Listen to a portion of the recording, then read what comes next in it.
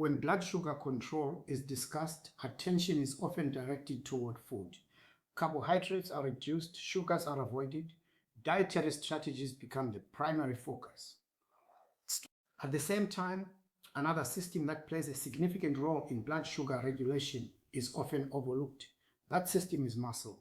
In this discussion, attention will be given to how muscle tissue influences blood sugar control, why it plays a central role in insulin sensitivity, and how it fits within the broader picture of metabolic health. Let us begin by considering what happens when glucose enters the bloodstream. After a meal, glucose levels rise. The body responds by releasing insulin, which signals cells to absorb glucose from the blood. This process helps return blood sugar to a stable range. With that in mind, it becomes important to ask where this glucose actually goes. A significant portion of it is taken up by muscle tissue. Muscle acts as a primary storage and usage site for glucose. Taken together, this begins to show that muscle is not only involved in movement, it is also deeply involved in metabolism. Now, this leads to an important point. The amount and quality of muscle tissue influence how effectively glucose is absorbed.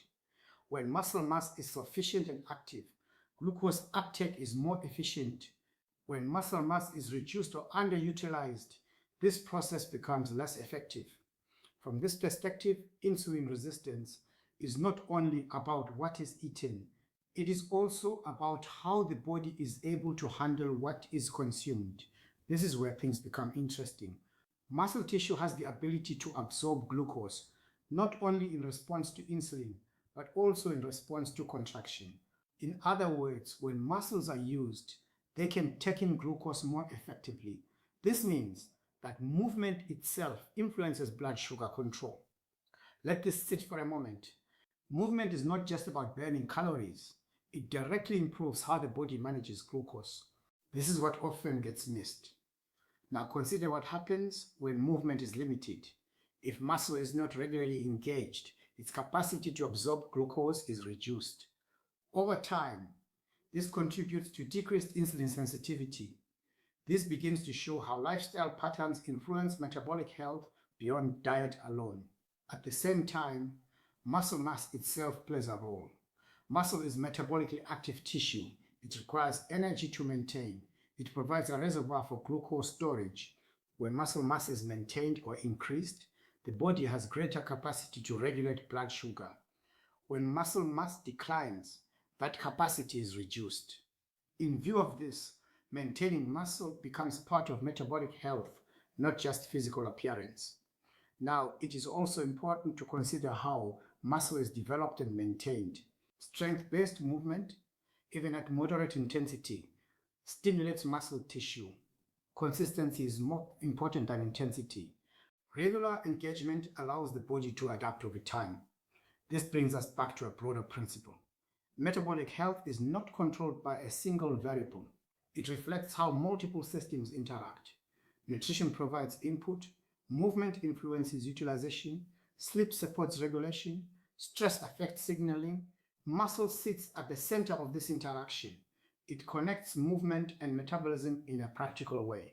With that proviso, it becomes clear that improving blood sugar control is not only about restriction, it is also about capacity. Increasing the body's ability to handle glucose is just as important as reducing intake.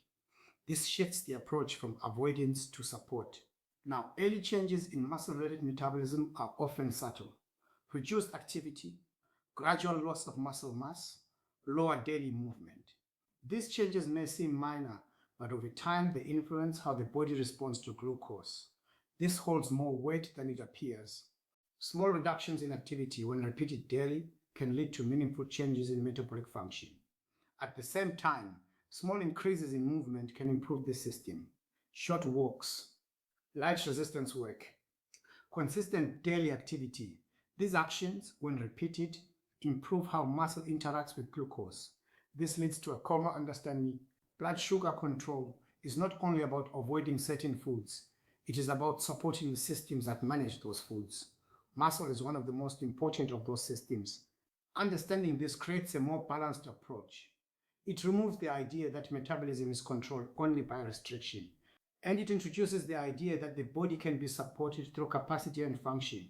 In future discussions, we will explore how other lifestyle factors interact with muscle and metabolism to support long-term health,